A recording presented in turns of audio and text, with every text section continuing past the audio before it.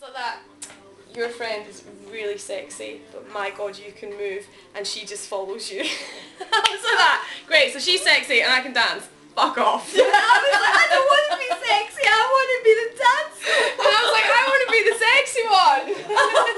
Yeah, and then when it came, was there a boss Tom, who's insulted me now twice, Yeah. said, yeah, Jules is a better dancer. And then he got this t-shirt. I was working a shift for them. I smelled Jägermeister down me and I couldn't wear it because we'd been drinking Jägermeister the night before. He pulls out this bag of t-shirt and went, is it big enough for you? And I was like, are you calling me a beast? In his defence, I think it was a real sort of appropriate, is that big enough for you? Because I've given it to It was people a and baggy they've gone, t-shirt. it wasn't that big a t-shirt. I would have gone, oh, will that fit me? Yeah. I knew that would fit me. If I pick it up and go, I know it's going to fit me, it's huge new. He was being considerate.